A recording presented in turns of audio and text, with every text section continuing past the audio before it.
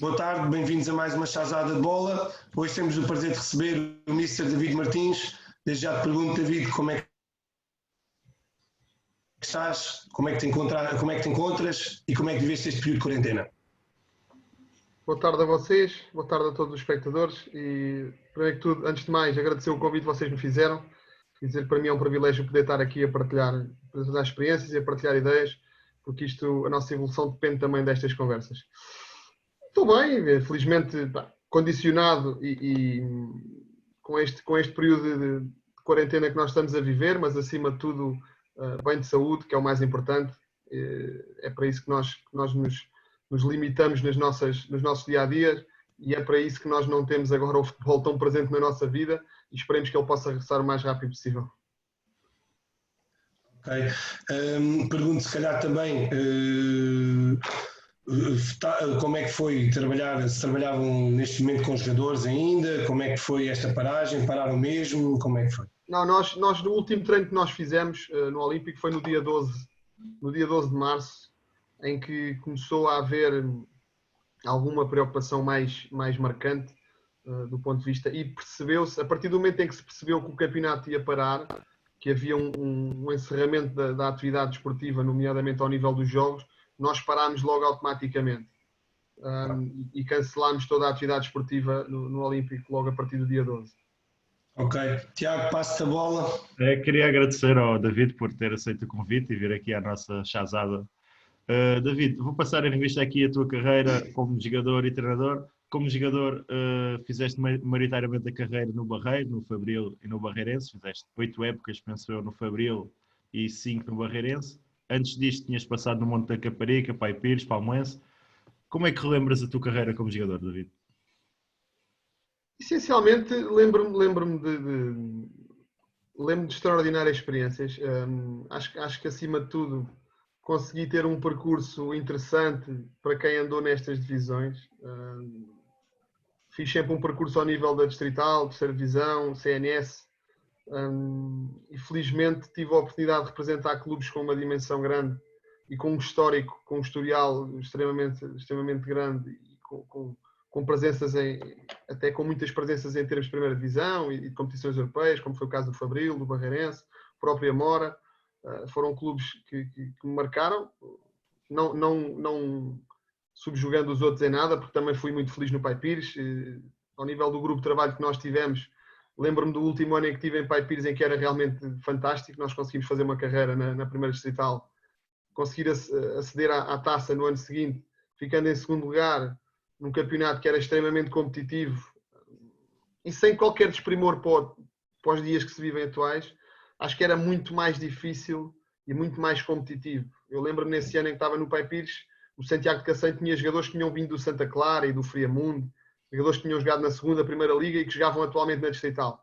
Hoje em dia já não há tanto esse registro e é difícil eventualmente, pelo menos aqui na zona, não sei se nos distritais do Norte eventualmente não seja tanto assim, mas aqui especialmente aqui na distrital de Setúbal, que nós acompanhamos mais e que está aqui mais próximo, é difícil hoje em dia encontrar um único jogador que tenha tido registro de Primeira Liga, Segunda Liga. E antigamente, menos enquanto eu era nos meus primeiros anos de sénior, até uma determinada altura, quase até ao final da minha carreira, tive o privilégio até de ter muitos jogadores que tinham passado por clubes de Primeira Divisão, que tinham tido experiências de Primeira Divisão, de Segunda Liga, e isso também ajuda muito à evolução de um atleta e ao desenvolvimento enquanto jogador e enquanto homem. E essas experiências que eu fui tendo, para mim foram sublimes.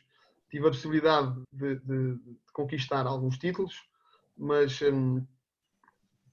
fui 2 vezes campeão distrital no Fabril, fui campeão distrital no Barreirense, venci uma taça, venci uma taça também da Associação de Setúbal pelo Amora. Tive realmente um percurso interessante do ponto de vista desportivo, ao nível em que andei e do qual também me orgulho muito. Aqui na fase final, que eu não tinha dito, lá está, passaste pelo Amora antes de ir para o Sporting, para o futebol praia, certo? Não, isso era a questão do futebol praia. Foi uma situação que acontecia normalmente em período de verão, na fase entre paragens de campeonatos, digamos assim, em que eu tive um ano a possibilidade de jogar.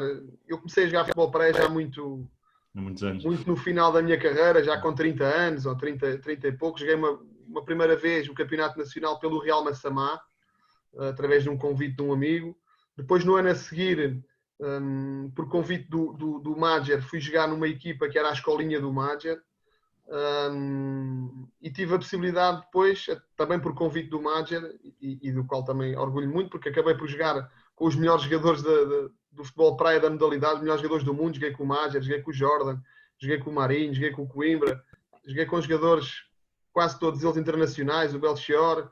Tive a possibilidade de treinar e jogar com eles e ser companheiro.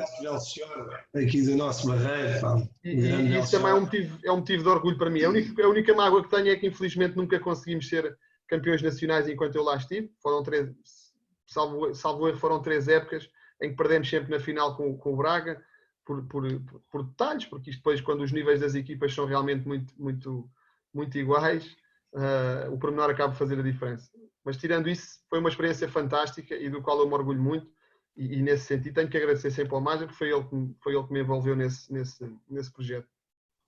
Depois começas aqui a tua carreira como treinador no Amora, que era onde tinhas acabado como jogador, certo? Eu ainda fiz uma última época no Desportivo Fabril. Ok. Eu supostamente eu fiz uma época no Amora, e na altura até era o Pedro Amora o treinador, e fiz faltavam 5, 6 jogos para acabar, e na altura até assumi perante eles que ia terminar a minha carreira ali e que não ia jogar mais, porque tinha alguma expectativa enquanto treinador e queria abraçar também essa vertente de treinador, e já me tinha comprometido no Fabril em fazer o estágio do nível 1 com o Nuno, que é o responsável lá pela parte da formação do Fabril. Falei com o Pedro, falei com o Rebosto na altura e até com o presidente do Amora, em que queria terminar. Depois, o Paiva, que era na altura o diretor desportivo do Fabril, já numa fase tardia, em que já tinha começado a época, já tinha havido até um jogo ou 2 de campeonato, soube dessa minha ida para o Fabril enquanto treinador, e por uma questão de experiência, digamos assim, de alguma veterania da minha parte já naquela altura, achou benéfico tentar demover-me de fazer mais uma época no Fabril para os ajudar naquele ano em que eles estavam no CNS ou no Campeonato de Portugal. Eu depois, pronto, a gente tem sempre tinha acabado o futebol há muito pouco tempo, acabei por sentir ali alguma saudade, e por convite do Paiva e por respeito também a ele e ao Mr. Manuel Correia, que na altura era o treinador, acabei por aceitar e fiz uma última época ali no Fabril, que já acabou por ser um bocadinho em esforço e já tive alguma dificuldade em ter algum rendimento do ponto de vista desportivo. Eu sei que não era essa a vertente fundamental, passava muito mais para aquilo que eu podia trazer ao grupo em termos de experiência e até de dinâmicas de balneário. Peço perdão. Mas acima de tudo foi uma última época já um bocadinho difícil de encaixar, e depois acabou por surgir o convite para treinar no ano a seguir no Amora. Exato, e começas a tua carreira como treinador no Amora, fazes uma época. Como é que foi essa transição para treinador, David? Sim, acima de tudo foi uma adaptação muito, muito significativa, porque muitos dos jogadores que eu tinha ao meu cargo naquele ano no Amora, se calhar 70%, 80% do plantel até tinham sido meus colegas. E isso acaba por haver sempre ali às vezes uma certa dificuldade na gestão dessas situações, porque apesar da época até ter corrido globalmente, correu bem, ficámos em segundo lugar e acabámos por andar quase sempre na luta com o Fabril até à última jornada, na disputa pela subida de divisão, que acabámos por não conseguir,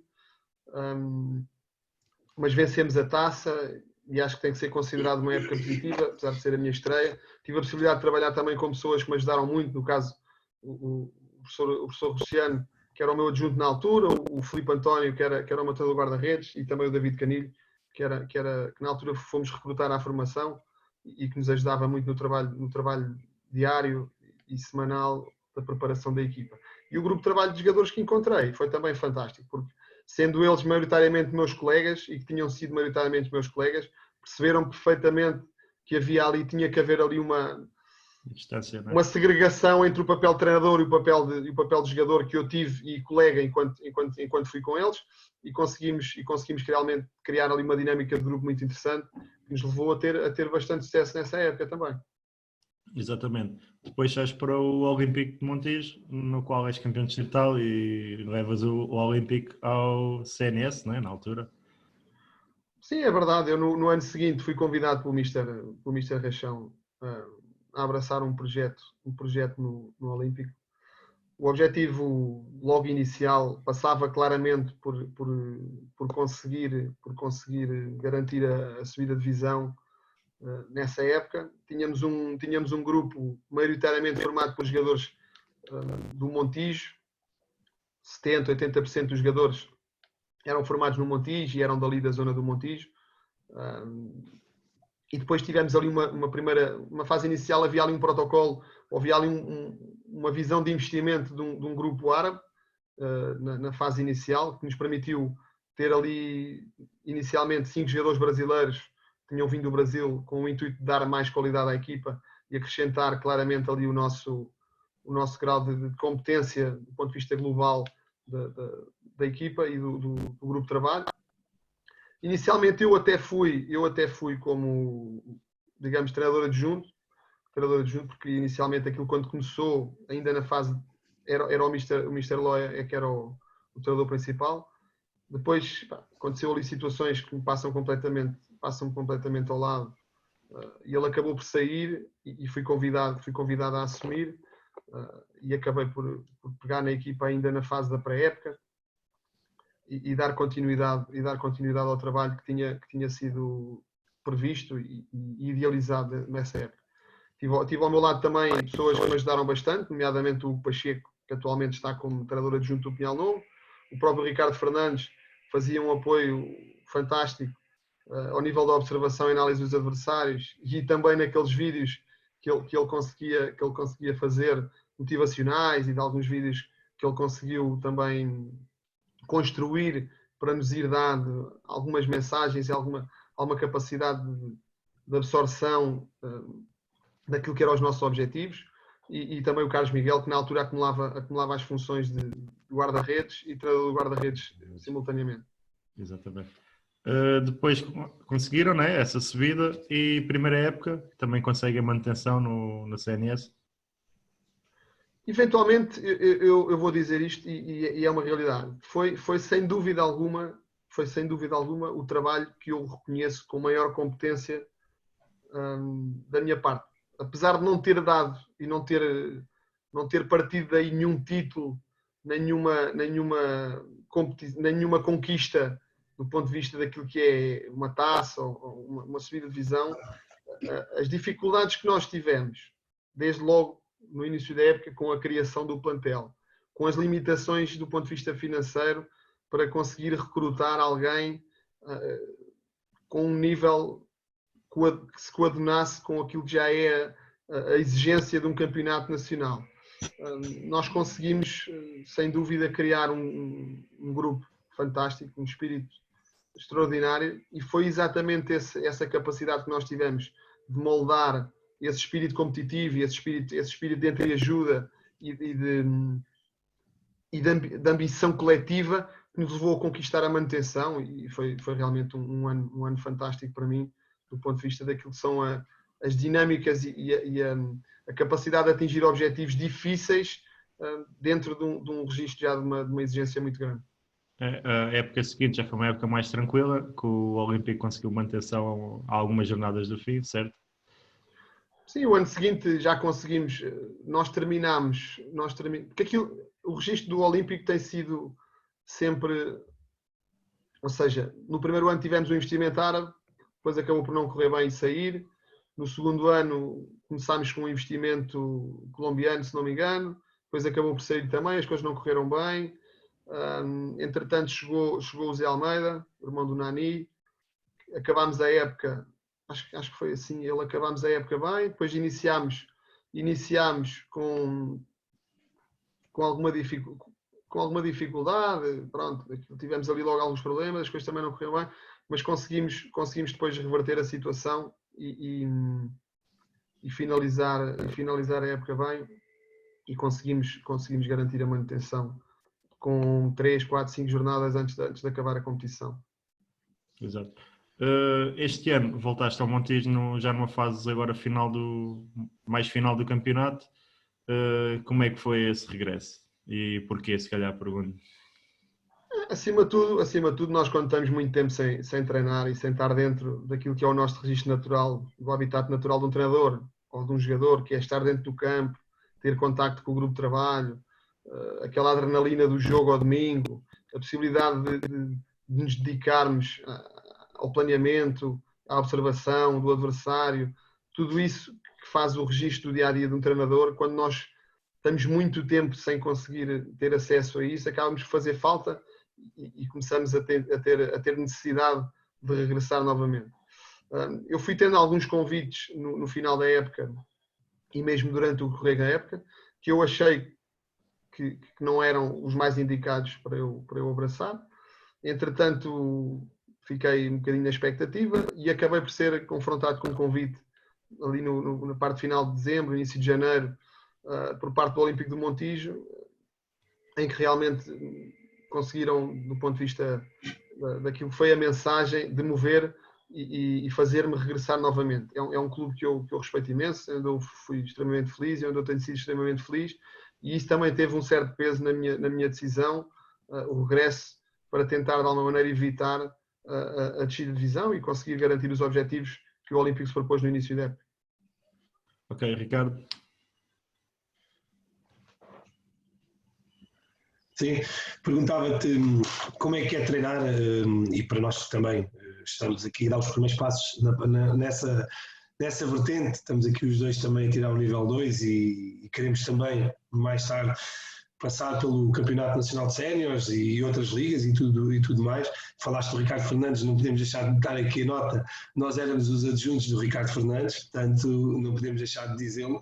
O grande Ricardo Fernandes, que nos ensinou bastante também e é uma pessoa com quem guardamos carinho.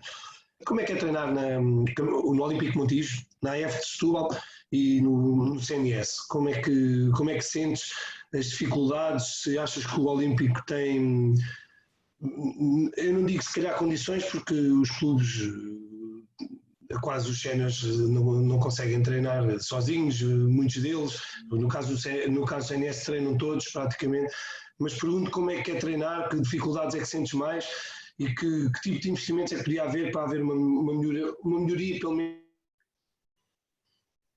dos clubes da Margem Sul que acabaste de falar, alguns onde passaste e outros que não, mas que a gente aqui sabe que há um clube com muita qualidade, com muito nome, que já lá esteve e hoje em dia não está. Acima de tudo, aquilo que eu entendo que é fundamental, e vou dar a minha experiência, essencialmente da minha passagem pelo Montijo. No primeiro ano, no ano da Distrital, nós treinávamos 4 vezes por semana, em que 2 dias da semana treinávamos às 8h30 da noite. Tínhamos um grupo em que a maior parte dos jogadores tinha outra atividade durante o dia, ou trabalhava, ou estudava, porque muitos deles eram jovens e são jovens, e ou estudavam na faculdade. Tínhamos alguns que já tinham emprego e já trabalhavam, tinham uma atividade profissional, e não é fácil, do ponto de vista físico, quem tem um trabalho exigente, que muitas vezes é o que acontece, mesmo que seja do ponto de vista mental, porque se nós tivermos um trabalho do ponto de vista mental que exija muito de nós, a nossa disponibilidade para o treino, quando chega às 8h30 da noite, depois de um dia de trabalho, não é a mesma do que treinando de manhã ou treinando à tarde e tendo a possibilidade de não fazer outro tipo de atividade que não seja única e exclusivamente a atividade esportiva. E no ano da Distrital, e acho que esse foi um dos nossos sucessos, nós conseguimos passar do ano anterior, eles treinavam 3 vezes por semana, nós passámos para 4, que eventualmente deram 5. E vou explicar porquê. Porque quando nós treinávamos 4 vezes por semana, se não me engano, treinávamos segunda, quarta, quinta e sexta, em que 2 dias da semana nós tínhamos que partilhar o campo a meio campo com os júniores. Não havia, do ponto de vista físico, o Olímpico do Montijo apenas tem um campo, apenas tem um espaço que permita fazer treino. Treino com campo, digamos assim, porque há sempre a possibilidade de fazer treinos físicos ou de fazer um registro diferente fora daquele espaço, mas que nós, acho que era à segunda e à sexta-feira, tínhamos que partilhar. O quinto treino que nós tínhamos, e nisso os jogadores foram extraordinários na sua adesão, nós fazíamos a análise e a observação do adversário ao sábado, depois do almoço, na biblioteca. porque era o único espaço e era um espaço minimamente adequado para os jogadores conseguirem estar confortáveis e com uma certa atenção à mensagem que nós passávamos, daquilo que nós queríamos, fosse para as nossas tarefas, fosse para aquilo que tínhamos que impedir no adversário, do ponto de vista da análise e da observação do adversário. E nesse aspecto os jogadores foram fantásticos também nessa adesão e todos eles, independentemente de perceberem que era uma exigência grande, aceitaram isso de bom grado e viam isso como uma mais-valia para aquilo que eram os nossos objetivos. No ano seguinte, o que é que nós sentimos? E a evolução foi nesse sentido. Nós, do ponto de vista daquilo que é as instalações desportivas, não houve qualquer tipo de evolução nestes 4 anos em que eu lá estive, ou nestes 3 anos em que eu estive. Tudo aquilo que existia no primeiro ano mantém-se atualmente. Ou seja, o posto médico é o mesmo, os balneários são os mesmos, o campo é o mesmo. Não houve do ponto de vista das instalações desportivas, um desenvolvimento. Não existe um ginásio, não existe uma sala de reuniões, não existe... Há determinados aspectos e determinados pormenores que podem fazer muita diferença. Porque uma coisa é um jogador estar sentado confortavelmente numa sala ou num auditório em que está perfeitamente identificado com a realidade daquilo que vai ser a tarefa para o momento. Outra coisa é estar no balneário em que estão todos uns ao lado dos outros, em que há um que dá um toque, há o outro. Não estão confortáveis e a atenção acaba por ser, de alguma maneira, condicionada pelos próprios espaços em que nós estamos. No ano seguinte, o que é que nós decidimos fazer? Nós temos que passar para um registro, até do ponto de vista da mentalidade dos jogadores. Eu acho que o facto de nós passarmos das 8h30 da noite para as 5 da tarde, foi o horário do ano seguinte, levou logo, do ponto de vista daquilo que é a exigência o perfil da mentalidade do jogador a alterar. Porque se percebeu claramente que havia ali um estímulo adicional do ponto de vista daquilo que é a exigência do treino face à realidade que nós íamos encontrar. E acima de tudo foi por aí que nós tentámos ir. Foi aumentar, digamos assim, a exigência e a visão, a mentalidade que tinha que reinar dentro do grupo de trabalho. Porque de outra maneira ia ser muito difícil para nós. Porque nós não íamos ter o mesmo registro e a mesma capacidade do ponto de vista das infraestruturas e do trabalho que os outros clubes iam ter.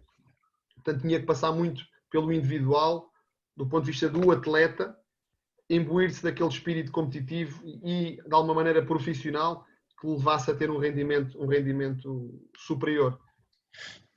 Ainda há pouco, obrigado pelo esclarecimento e fiquei extremamente esclarecido, porque é a realidade aqui do nosso distrito e muitos de clubes pelo país fora.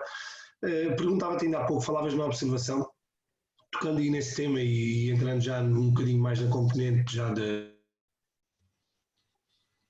treino. Incides, percebi aí que fazes o mais junto do jogo possível, percebi pelo que disseste que a observação é praticamente feita o mais junto da competição, mas gostas de incidir momentos do jogo anterior, independentemente seja vitória, empate ou derrota, alguma coisa que não estava bem feita, ou dás uma nota no início da semana e uma pincelada, como se costuma dizer, e incides mais no jogo seguinte? Não, a questão ali da observação mais próximo do jogo, naquele ano da Distrital, tinha a ver apenas com uma questão de disponibilidade.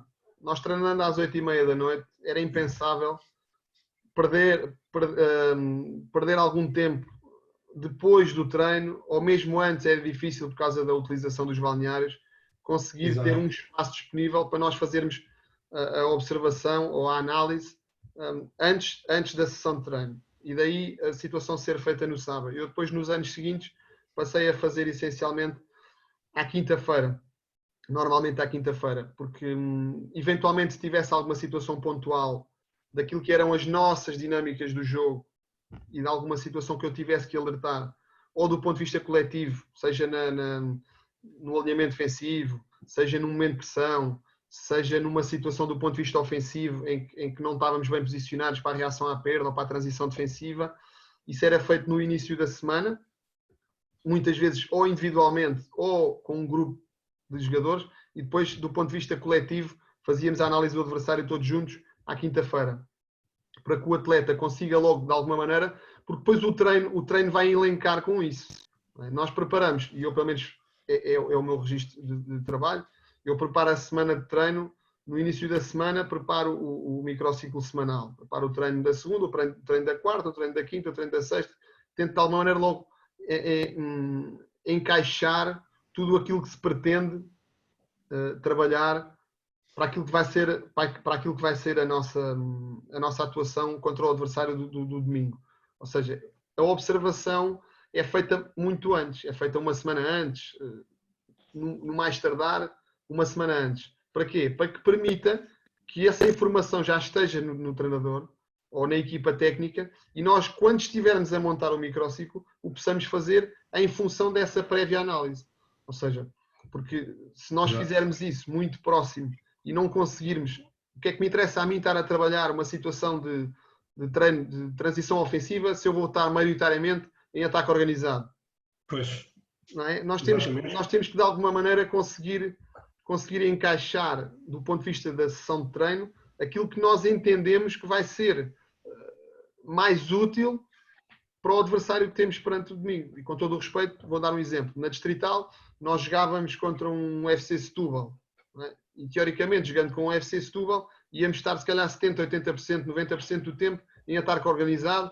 Aqui, qual era a minha preocupação? Era trabalhar situações que levassem a minha equipa a conseguir desmontar a organização defensiva do adversário e estar extremamente bem preparada para a transição ofensiva do adversário, no momento da reação à perda, no momento da transição defensiva, condicionando aquilo que ia ser eventualmente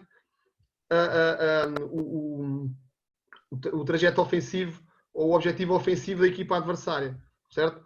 Portanto, se for uma situação ao contrário, se eu jogar contra um Olhanense ou se eu jogar contra um Real Massamá, em que percebo claramente que a minha equipa vai estar maioritariamente em processo defensivo, trabalho mais o processo defensivo e trabalho eventualmente mais transições ofensivas e tento explorar eventualmente as fragilidades que o adversário eventualmente demonstra para que nós consigamos, e isto acaba por ser sempre assim.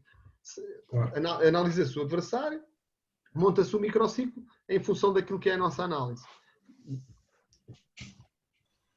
Até porque, desculpa Tiago, até porque começando a trabalhar logo no início de semana para o jogo seguinte, os próprios atletas começam a perceber qual vai ser a dinâmica em jogo que vai ser pretendida. Portanto, é um bocadinho mesmo por aí e faz todo o sentido. David, pergunto também, certamente como todos os treinadores, tens um modelo de jogo preferido, pergunto qual e se... acabaste por falar um pouco antes e vai se calhar bater quase nesta resposta, mas ainda assim, se te adaptas ao adversário seguinte ou preferes que sejam eles a adaptar e não mudas o teu modelo de jogo? Isso é uma questão curiosa. Eu acho que acaba por ser sempre um bocadinho das duas coisas. Nós tentamos extrair o máximo das potencialidades que a nossa equipa apresenta e os nossos jogadores têm. Porque, vou dar um exemplo, no ano da Distrital nós tínhamos jogadores muito fortes do ponto de vista da transição ofensiva e da capacidade concretizadora. Tínhamos o Camille, tínhamos o Tiago, tínhamos o João Monteiro. Ou seja, no ano da Distrital, por exemplo, eu joguei num sistema, inicialmente até começámos a época num sistema 4-3-3, mas depois, por alusão a um determinado jogador que eu senti que nos podia dar muito do ponto de vista daquilo que eram os equilíbrios defensivos e ao mesmo tempo ofensivos, que era o João Monteiro, jogando como segundo avançado, nós mudámos o sistema e passámos a jogar em 4-4-2, para tentar canalizar e capitalizar tudo aquilo que eram as maiores valias daqueles atletas e daquele grupo de trabalho. E possibilitou-nos jogar com o Camille, jogar com o Carlitos, jogar com o João Monteiro, jogar com o Marcelo, jogar com o Tiago. Ou seja, manter uma estrutura forte e coesa e ao mesmo tempo competitiva do ponto de vista ofensivo e equilibrada do ponto de vista defensivo. E acho que isso deve ser sempre o papel do treinador. O treinador, nós temos um modelo, eu honestamente tenho um modelo preferencial que é o 4-4-2. Acho que é aquele que mais se identifica, com o qual eu mais me identifico, seja do ponto de vista defensivo ou ofensivo. Mas muitas vezes nós não temos dentro do plantel jogadores com características para interpretar esse modelo. Exatamente. Então temos que nos adaptar. E temos que estudar muitas vezes outros tipos de modelos. Agora, no último jogo do Montijo e nos últimos jogos do Montijo, eu estava a utilizar um modelo 5-3-2 porque senti que a equipa eventualmente, naquele sistema, e tive que estudar isso, tive que ir para perceber como é que o sistema se trabalha, analisando outras equipas que desempenhavam e que jogavam nesse tipo de sistema, seja do ponto de vista defensivo ou ofensivo, para que nós nos conseguíssemos também adaptar. O problema é que muitas vezes, quando isso é feito já numa fase tardia da época, acaba por haver também alguma dificuldade dos jogadores em assimilar esses princípios, porque se nós estivermos constantemente a mudar o sistema, isso acaba por também ser confuso para aquilo que é a interpretação do atleta. Se nós, por exemplo, estamos a jogar num sistema 4-4-2 e pedimos ao interior esquerdo para fazer um determinado movimento do ponto de vista defensivo ou ofensivo, e depois de repente esse jogador já está a jogar num sistema 5-3-2 em que é um interior, mas está a jogar mais no corredor central, acaba por haver ali algum conflito, nomeadamente dos conceitos que nós vamos estar a passar. E isso pode ser, muitas vezes pode não ser benéfico. Nós temos que perceber sempre o que é mais adequado para o nível dos jogadores e para os jogadores, para a qualidade individual dos jogadores que temos, e adaptando àquilo que nós sentimos que pode ser o mais adequado para atingir os objetivos que nós pretendemos. O treinador quer sempre ganhar. Claro, completamente de acordo. Tiago. Eu pergunto ao David, sendo que houve agora uma reestruturação dos modelos competitivos, Primeira Liga, Segunda Liga, vai ser introduzida uma Terceira Liga, depois vai haver um campeonato de Portugal, que será o quarto escalão antes da distrital. Como é que o David vê aqui, como é que vês aqui este modelo, esta introdução? Que opinião tens? Achas que vai ajudar a evoluir o futebol? Não? Sim, honestamente, e da análise que eu fiz, não sendo uma coisa muito detalhada, nem fiz nenhuma tese de mestrado relativamente àquilo que é as novas alterações competitivas, mas aquilo que eu sinto é que eventualmente será mais adequado. E digo isto até do ponto de vista daquilo que é a gênese da competição. Nós tínhamos um campeonato de 72 equipas, em que apenas 2 podiam subir aos campeonatos profissionais. Isso acaba por subverter um bocadinho aquilo que é a competição. Assim, tinham 20 e subiam 2. Em 72 equipas acaba por ser difícil gerir isso do ponto de vista das expectativas que muitas equipas põem numa competição. E havendo aqui uma situação intermédia. Seria injusto, não, David? Porque lá está, às vezes podes fazer uma época que ganhas os jogos todos. Tipo, acho que o Leiria teve uma época assim que não teve derrota nenhuma, chegou e perdeu. Eu lembro-me aqui há uns anos, acho que foi o Académico de Viseu. O Académico de Viseu teve um ano inteiro sem perder um jogo, empatou os 2 jogos do play-off, perdeu por penaltis e foi eliminado. O Leiria aconteceu isso também. Sim. E acho que isso acaba por subverter um bocadinho aquilo que é uma competição que se pauta pela sua regularidade. Normalmente nós premiamos quem é mais regular, quem ganha mais vezes, quem tem mais vitórias. E acho que isso deve ser feito. Eu percebia, e acho que podíamos ir um bocadinho mais longe nas alterações, e até percebia se houvesse um play-off numa situação do género do Championship de Inglaterra ou da segunda B, da segunda divisão. É isso que íamos falar a seguir. É isso que íamos perguntar. Em que o terceiro e o sétimo fazem um play-off para decidir quem é. Isso parece uma situação mais interessante do ponto de vista competitivo, eventualmente mais aceitável, do que haver uma equipa que faz uma série, primeira fase, primeiro lugar, só com vitórias, vai ao play-off, perde nos quartos de final, pronto, está eliminado e já não tem a possibilidade de subir divisão. Acho que acaba por subverter um bocadinho aquilo que é Ou seja, sim, a natureza da competição. Um play-off lá está, onde o primeiro e o segundo subam diretamente e o play-off é para o de terceiro ou sétimo, mas não um play-off entre primeiros, no qual seria injusto. Não faz, acho que não faz muito sentido. Acho que o primeiro lugar devia ser premiado claramente com a subida de divisão, porque foi a equipa mais regular ao longo do campeonato, e isso tem que haver algum mérito. Nós temos que premiar a meritocracia. Não podemos estar a premiar uma equipa que não foi tão regular e depois, só porque é mais competente naqueles 2 jogos a eliminar, acaba por ter a oportunidade de subir a uma segunda liga. Não me parece que isso seja a situação mais adequada. Ou seja, tens uma opinião pessoal? Sim. E perguntar, então concordas, por exemplo, se uma terceira liga tiver, lá está, vai ser uma divisão, que se calhar o primeiro e o segundo, não sei se depois irá ter esse play-off ou terceiro lugar, não sei quantos sobem ainda exatamente, mas já está, se as equipas subirem por regularidade e depois no Campeonato de Portugal, se subir o primeiro de cada série, porque acho que eventualmente será 4 séries de 14 equipas, Sim. será muito mais justo, não é? Eu parece-me que sim, foi essa exatamente a análise que eu fiz. O facto de nós criarmos uma divisão intermédia parece-me que é adequada, faz à natureza da realidade do CNS. Porque se nós formos ver, nós temos claramente ali um grupo de 12, 13, 14, 15, eventualmente 20 equipas que têm um nível superior aos outros. Eu vou dar pelo exemplo da nossa série, nós tínhamos ali o Real, o Alverca, o Olhanense, eventualmente o Oriental, que são equipas que tendencialmente têm um potencial superior, não só do ponto de vista financeiro, mas do ponto de vista daquilo que é as suas instalações esportivas, a sua capacidade de recrutamento de atletas, já são equipas habituadas a ter... Passaram recentemente na segunda liga, ou seja, são equipas com upgrade de instalações.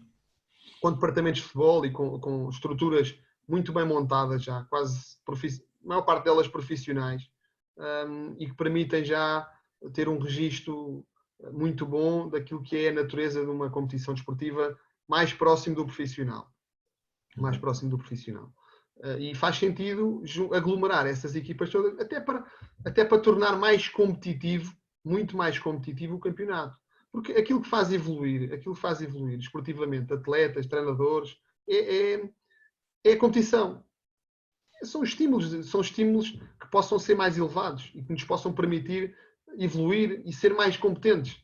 Porque todos nós queremos ser mais competentes. Eu, como treinador, quero ser mais competente. O jogador que todos os dias treina e que todos os dias vai treinar e vai jogar no domingo, quer ser mais competente, quer ter a possibilidade de jogar contra adversários mais fortes, de treinar contra equipas mais fortes, de ter colegas mais fortes ao lado dele, porque é essa natureza que nos faz evoluir e faz ser mais competentes. E acima de tudo, acho que isso vai permitir essa terceira divisão, aglomerando esses clubes, vai permitir ser mais competente. E mesmo a criação da quarta divisão vai permitir, se calhar, um equilíbrio maior naquilo que são as séries e vai tornar também aí o campeonato mais competitivo. Exato. E acho que isso vai ser benéfico em todos os sentidos. Isso será uma fase de transição para quem vem da distrital. Exatamente. Pergunto aqui, se calhar deveria ser obrigatório um certo tipo de regulamentos e de condições, por exemplo, para quem sai do distrital já para um campeonato de Portugal nessa fase, não é? Porque lá está, quem não tem condições ficaria na distrital e sujeitava-se à região que joga. E quem não, e lá está, quem as criasse já tinha condições para um campeonato nacional. Sim, eu penso que a própria Federação está a criar um conjunto de regras ou de pressupostos que terão que ser cumpridos para possibilitar que a equipa se possa inscrever em determinado campeonato. Nomeadamente nessa terceira liga, acho que há várias situações, há vários pressupostos e vários requisitos que o clube tem que ter para conseguir fazer parte dessa terceira liga. Na outra divisão abaixo, na quarta divisão, ou como quiserem chamar, não sei como é que vai ser o nome, honestamente, mas eventualmente os requisitos não serão tantos, mas para que nós possamos defender os intervenientes, jogadores, treinadores, devia haver mecanismos que obrigassem os clubes, de alguma maneira, a defender exatamente os seus ativos. Porque os treinadores e os jogadores têm que ser vistos como ativos de uma situação corporativa. Porque nós estamos a falar, a maior parte, se calhar 80% ou 90% dos clubes hoje em dia em Portugal são SADs. Não é? Portanto, se são SADs, têm já um ponto de vista de empresa ou de corporativo que devem ter, de alguma maneira, capacidade para apresentar determinados documentos que atestem da sua capacidade de fazer face aos compromissos que assumem. E acho que a Federação deve ir muito nesse sentido. Para que depois não aconteçam situações, como a gente vê e como a gente ouve falar em toda a hora, de clubes que não cumprem, de clubes que não... Até do ponto de vista da competição, isso acaba por subverter aquilo que é a realidade esportiva. Exato. Porque há uma equipa... Eu quero contratar um jogador muito bom. Digo, dou-te 2.000 euros para vir jogar. E depois não lhe pago. Mas ele está lá a treinar e está lá a jogar. Durante 3, 4, 5 meses. Porque está sempre na expectativa... Os ordenados em atraso e depois já está com ordenados em atraso, mas o caso do Fátima, se calhar, foi o caso mais claro. Uma situação mais veemente. Em que fez um plantel bom, um plantel muito bom, com jogadores de muita qualidade. Chegou a estar em primeiro, segundo lugar, andou muito tempo ali naquela situação. E garantiu a manutenção com esse plantel. E depois, em dezembro, todos eles praticamente saíram. Mas eles não desceram. E como é que se sente uma equipa, na mesma série, não me lembro agora de nenhuma que esteja numa situação para descer, mas que cumpriu escrupulosamente todos os seus salários, todos os seus subsídios, todos os seus compromissos assumidos com os atletas e com os treinadores, mas que desceu de divisão. Onde é que se encontra aqui a justiça desportiva no meio disto? É injusto. Não há muita justiça desportiva, não. Não, mas aí lá está, a Federação, sendo o Campeonato de Portugal a sua competição principal, devia ter algum rigor e devia de se dedicar um pouco mais aqui a cumprir algumas coisas, alguns requisitos, e não deixar quase ser um campeonato amador, porque é a sua, ok, a seguir à Taça de Portugal é a sua principal competição, não é? Exatamente. Eu penso que eles estão a fazer esforços nesse sentido, e acho que não sei se já na próxima época, eu acredito que já na próxima época, não tenho a certeza disso, mas entre a próxima época e eventualmente a seguinte, eles vão claramente criar determinados pressupostos e determinadas situações que obriguem os clubes a atestar dessas situações da possibilidade de cumprirem escrupulosamente com determinadas situações durante uma época inteira. Sim, porque em termos de condições por vezes, aqui os clubes não têm, e acredito, David, não é a mesma coisa estares a jogar num relevado natural, estares a jogar num sintético gasto, num sintético novo, isso é complicado porque até para meteres a tua equipa a tentar jogar o futebol, aquilo parece que todas as semanas estás a jogar num piso diferente, não é? Sim, não tem comparação. E depois não se pode estar a pedir, desculpa, só para acabar assim, não se pode estar a pedir, a dizer, temos que ter melhor futebol, com melhor espetáculo, com melhores jogadores e apostar em jovens, e depois não há nada de condições para isto acontecer, não é? Pois é uma realidade, Nós temos que pensar eventualmente, e acho que esse deve ser a perspectiva fundamental. Os clubes devem pensar essencialmente em desenvolver as suas infraestruturas para que depois ambicionem eventualmente poder jogar noutros patamares. Porque por muito dinheiro que exista e que possa construir uma equipa, esse dinheiro é só na equipa. Não cria património, não cria desenvolvimento. O desenvolvimento é feito essencialmente ao nível de infraestruturas, ao nível de capacidade de desenvolver equipamentos que permitam dar maior condição de trabalho e maiores qualidade no seu trabalho, no desenvolvimento do seu trabalho às equipas de futebol, sejam elas da formação ou eventualmente do futebol sénior, porque mesmo ao nível da formação, nós muitas vezes temos dificuldade em que as equipas da formação tenham espaços adequados para treinar e para desenvolver os seus atletas. E é nesse sentido que nós devemos apostar. Primeiro, apostar no desenvolvimento dos equipamentos desportivos e depois, eventualmente, pensar se temos condições, se temos capacidade, se podemos ambicionar a chegar a uma divisão mais alta. Exatamente. Ia-te perguntar aqui também, em termos do campeonato de Portugal, se achas que é uma boa rampa de lançamento para os jovens, se tem bastante visibilidade. Hoje em dia já tínhamos o Canal 11 que transmitia alguns jogos. Qual é a tua opinião aqui sobre o campeonato de Portugal?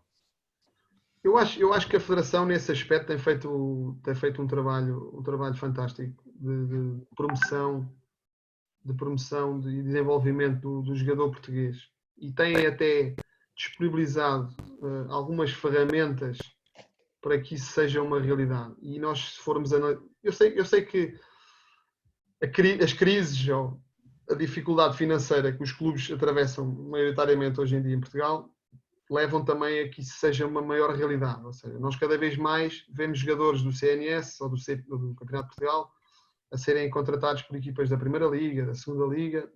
E isso vai não só das dificuldades financeiras que os clubes atravessam e da impossibilidade de contratar jogadores a um valor elevado, mas vai também da possibilidade de se observar, de se ver, de se contextualizar melhor os atletas que desenvolvem a sua atividade no Campeonato de Portugal. E isso é sem dúvida uma realidade. Cada vez mais o Campeonato de Portugal pode ser uma boa rampa de lançamento para jovens. E parece-me a mim que isso vai continuar a ser cada vez mais uma evidência.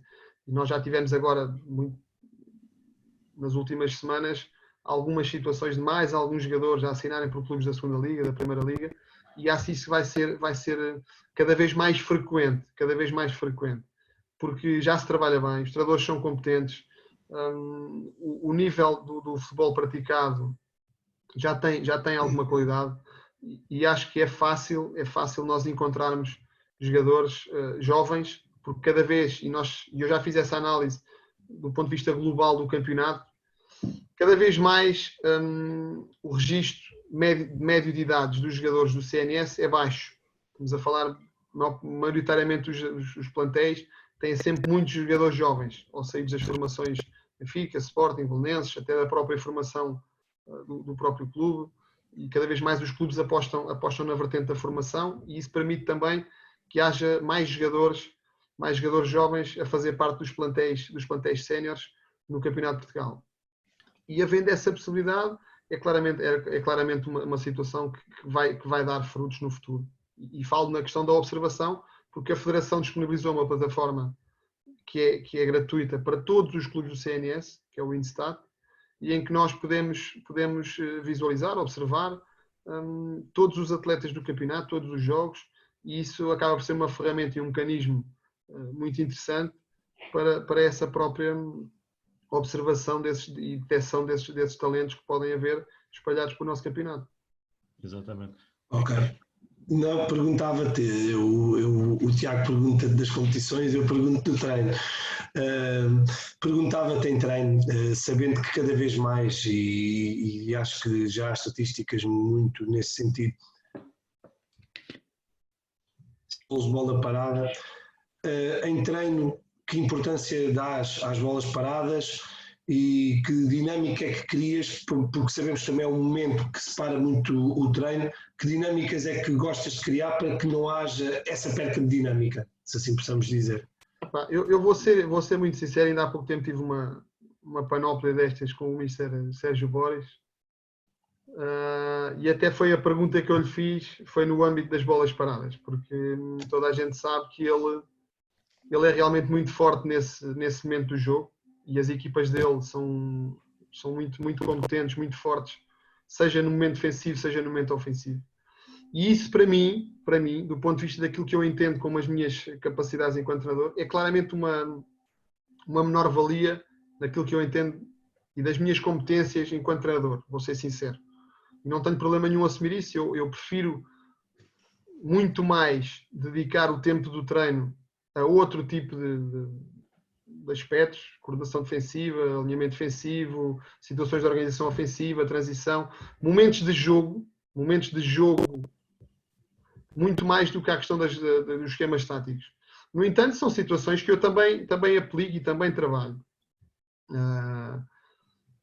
E aquilo que eu tento fazer, porque sei que é um treino chato e também o sentia enquanto jogador, e tenho esse registro enquanto jogador, é um treino em que o índice de concentração eventualmente não é o melhor, em que se for num dia frio e de chuva ainda pior, porque torna o treino aborrecido e de alguma maneira difícil para os atletas, essencialmente para os atletas. E nós podemos separar isto em várias situações. Podemos pôr apenas e só os jogadores, se estivermos a trabalhar a situação defensiva, só os que estão a defender. Se estivermos a trabalhar a situação ofensiva, só os que estão a atacar. Podemos integrar toda a gente e fazer uma situação que para mim tem sido eventualmente aquela que eu consigo encaixar melhor e que acho que se torna de maior fácil assimilação para os jogadores. Eu transformo o treino das bolas para os esquemas táticos ofensivos numa situação competitiva. Eu crio duas equipas, explico o que é que eu pretendo do ponto de vista defensivo e do ponto de vista ofensivo, crio 2, 3, 4 situações que nós assumimos como sendo as nossas do ponto de vista daquilo que são as bolas paradas, seja em termos de cantos, seja em termos de livres laterais ou eventualmente livres frontais. Determino as situações, toda a gente percebe esse contexto e essa informação é passada aos atletas, e depois funciona num sistema competitivo. Tentar perceber quem tem mais sucesso, ok? Para que eles sejam munidos desse espírito dentro de um exercício que não é fácil muitas vezes capitalizar. Ia dizer, já agora, pronto, eu estava a treinar uma equipa aqui de juvenis, né, da zona, e eu queria uma coisa que foi quando a gente jogava ao domingo, ao sábado de manhã, quando estava bom tempo, chamava-vos uma horinha, porque lá está, treinar bolas paradas à noite é muito complicado, porque está frio, o jogador está parado e mentalmente nem está concentrado, às vezes, na informação, quanto mais, ainda mais jovens, né? Sim, digamos que é um aspecto, é um momento do jogo que é difícil treinar, precisamente por causa da questão mental do atleta, não tem tanto a ver porque a bola está muito tempo parada, o jogador está muito tempo parado. Depois começa na conversa com o colega e há, distrai-se. há muita facilidade de desconcentração nesse aspecto. E Exatamente. isso dificulta um bocadinho ali o trabalho do treinador. E seja na formação eventualmente ainda mais, porque eles ainda são mais irrequietos. Exato. Mas mesmo no contexto sénior, isso acaba por ser às vezes difícil de operacionalizar. Acredito. Sabendo que, e mais uma questão, né? Sabendo que, ainda há pouco deste exemplo, com todo o respeito, claro, pelo UFC Setúbal e outros com menor valia ou valências neste contexto, como é que se prepara a equipa na saída, na entrada de uma semana de trabalho, os níveis de concentração para depois toda a gente sabe que vai já com o adversário que à partida é mais acessível o UFC Setúbal com o Real, ou com o Alverca, ou com o Olhanense.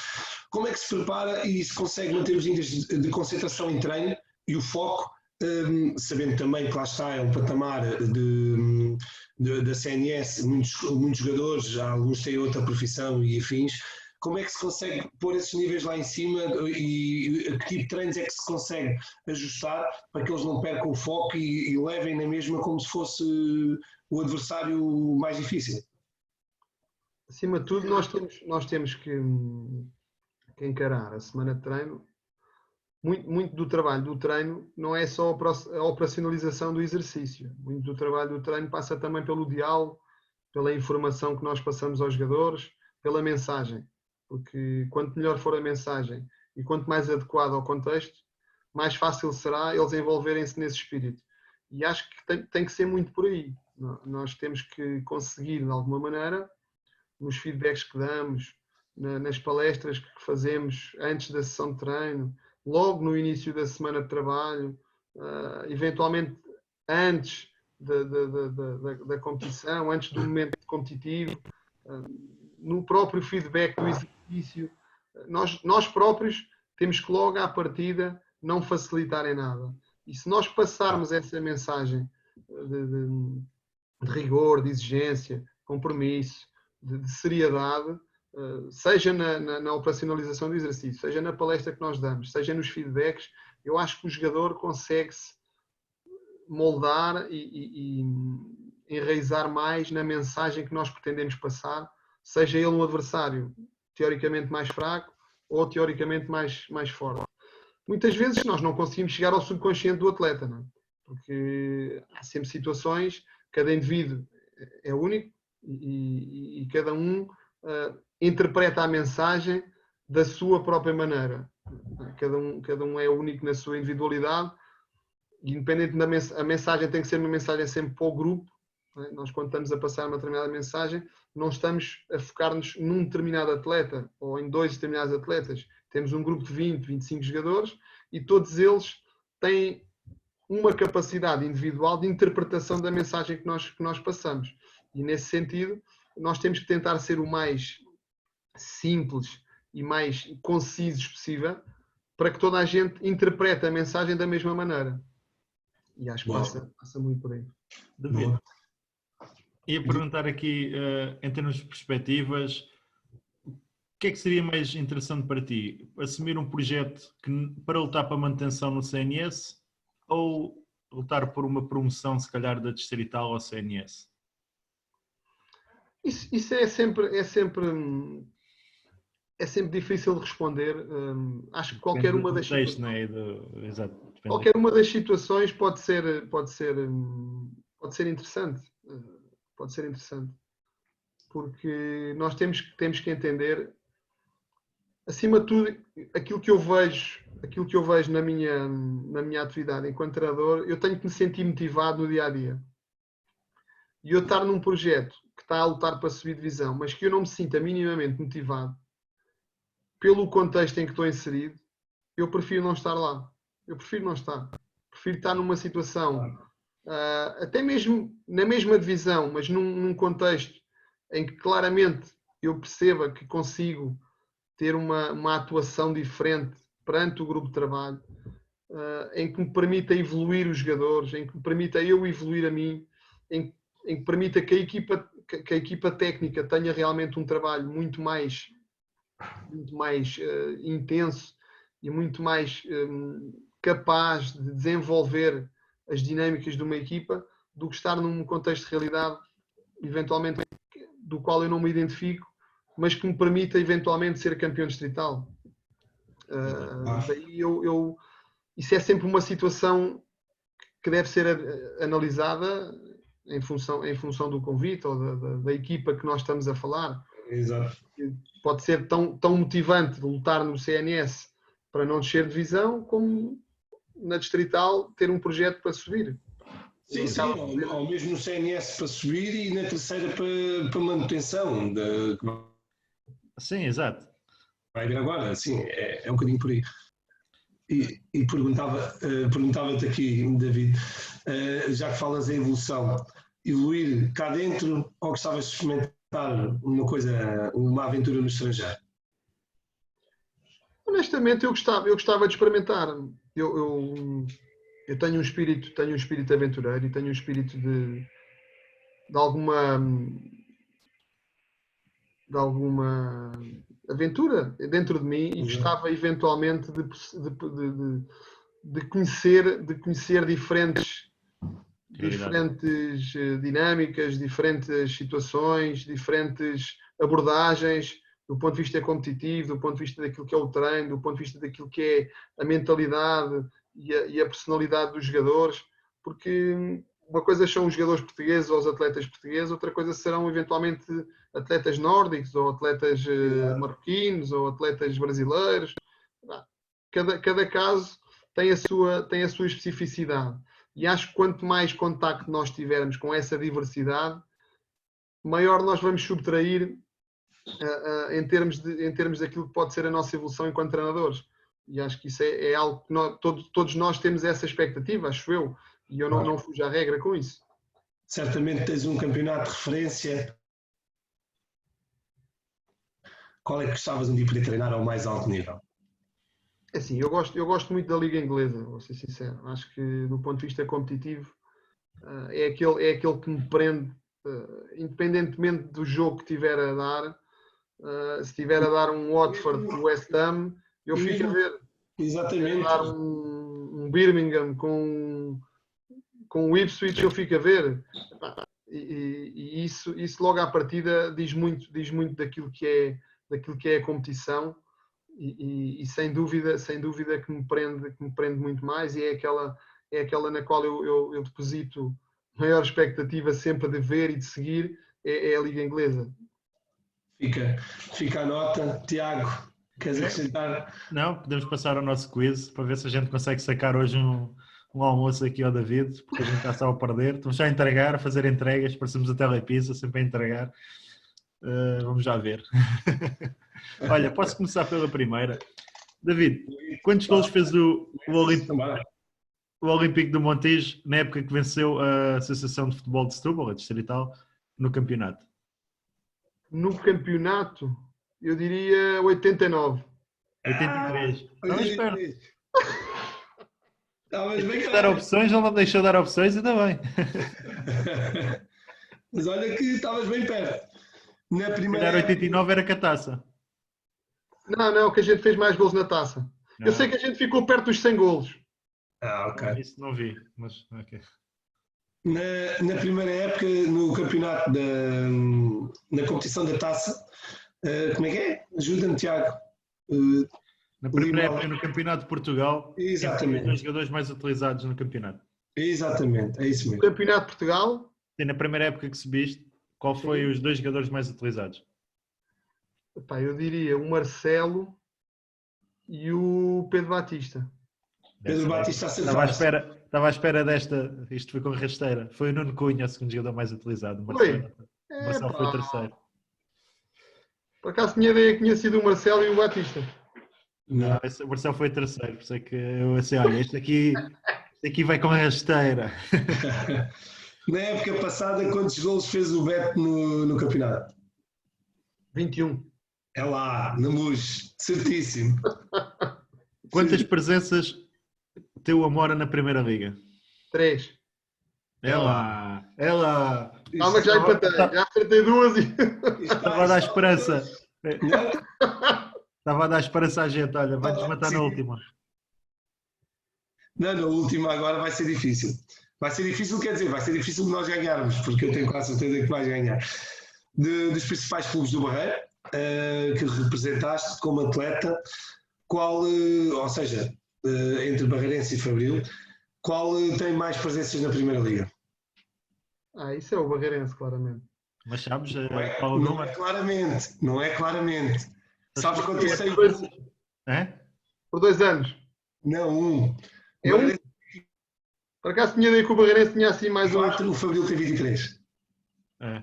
Eu por acaso tinha ideia que tinha assim mais uns de longe. Devia ter dito qual era a diferença de presenças a mais do Barreirense. Depois metia opções 1, 5, 10, 20. A malta ia logo para os 10 e caraças. Olha, mais uma derrota. Peço desculpa. Não foi mal, mas fiz uma boa recuperação. Fizeste. A remontada. Deste tudo na pré-época e fizeste a primeira volta mal, mas na segunda limpaste os pontos todos. Foi. Só foi mal a última. Safaste a última. David, olha, foi muito bom ter-te connosco, foi espetacular e fica a nota também e desejo-te muito sucesso na tua carreira e que somos aqui realmente perto, vamos nos ver muitas vezes, nem que seja agora para a gente pagar um almoço ou um jantar. Vamos, o Fernando com a gente, ele divide a conta, não está connosco, ainda faz parte do plafond da equipa técnica. E olha, e desejo-te mesmo muito sucesso de coração e que tenhas muito sucesso por cá, por lá fora, por onde queiras agarrar os projetos, porque conheço também como pessoa, sei que também és uma excelente pessoa e que também mereces essa sorte neste mundo que a gente sabe que não é fácil. Eu lanço aqui para o Tiago o último desafio e um abraço, David. Obrigado. David, não sei se sabes, na nossa rubrica temos um desafio que é o nosso convidado pode lançar o desafio a um colega que queira ver aqui também partilhar as suas experiências. Não sei se pensaste nisso. Queres desafiar alguém a vir à nossa rubrica? Desafiar alguém aqui? Eu posso desafiar o João Nuno, porque ele teve um papel importante também no meu desenvolvimento enquanto treinador e digamos que no estímulo inicial para eu ambicionar algum dia ser treinador. Foi com ele que eu iniciei praticamente o meu trajeto na formação do Barreirense, a convite dele, e gostava de o ver aí, sei que ele é uma pessoa muito competente, tem também muitas coisas para partilhar e eventualmente pode... Sim, senhora. Cá iremos receber o João Nuno com todo o gosto. E sim, o João certamente também terá muita coisa para dizer, porque realmente ele também tem muito e sabemos do valor dele. Certamente. Queria agradecer, olha, David, foi um prazer ter-te aqui e olha, espero também que as maiores felicidades e que consigas encontrar o que procuras aqui no mundo do futebol, tal como nós, né? Muito obrigado, David. Da minha parte eu é que agradeço, foi um prazer estar aqui com vocês. Obrigado e até uma próxima. Obrigado, um abraço, está tudo a correr bem.